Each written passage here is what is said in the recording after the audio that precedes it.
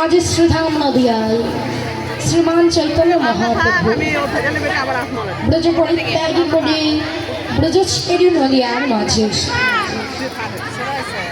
নিত্য নতুন বৈচিত্র্যময় খেলা খেলা করছে। যখন তার সহচরগণকে সঙ্গে করে নিয়ে আজ প্রভু আমার আনন্দ করছে, কেন না তিনি তার ব্রজ পরিত্যাগী করে নদিয়ার মাঝে এসেছে। কেন?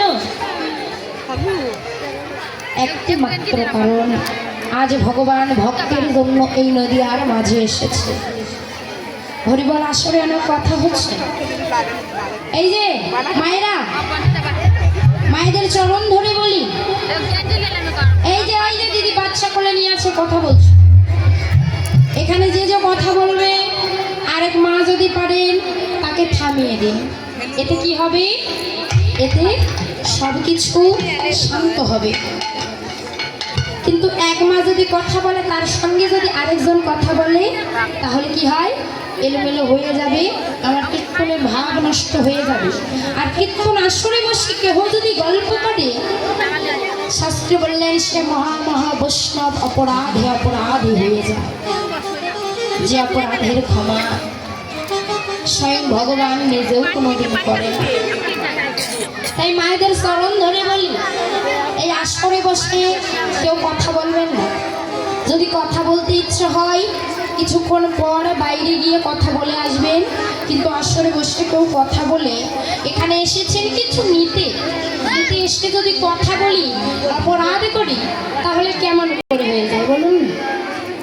তাই মায়েদের চরণ ধরে বলি, আপনারা কেউ কথা বলবেন না, আসরের পবিত্রতা বজায় রাখবেন। হরি বল। আজ দেখুন এই আসরে এসেছি, একবার লক্ষ্য করে দেখবেন মায়েরা, এই আসরে যে কীর্তন পরিবেশন করতে এসেছি, আজ আমার কত বড় ভাগ্য। দেখুন এই আসরে যতগুলো মা আছে, মনে আছে জীবনের প্রথম আসর করেছিলাম এই আসরে, যে জায়গা থেকে আমার কীর্তন জীবনে পথ চলা শুরু হয়েছিল। আজ এই আসর থেকেই কিন্তু আমার বিবাহিত জীবনে প্রথম আসরে এটা আমাদের। এরপরে আমাদের অন্যান্য জায়গায় কীর্তন আসে। তো সত্যি এই গ্রামের মায়েরা আমার বড় আপনজন। গ্রামের মায়েরা আমাকে অনেক ভালোবাসে। মায়েদের আশীর্বাদে এবং বাবা দাদা ভাইদের আশীর্বাদে আজ এখান থেকে আমার পথ চলা শুরু হয়েছিল। দেশ বিদেশে আমার কীর্তন ছড়িয়ে পড়েছে। আশীর্বাদ করবেন, আর বেশি কিছু চাই না। যেটুকু পেয়েছি এইটুকু নিয়েই যেন ভগবানের সেবা করতে পারি। বেশি কিছু পেলে তো ভগবানকে ভুলে যাব। বাবা, আর বেশি কিছু পেলে ভগবানকে ভুলে যাব, তাই না?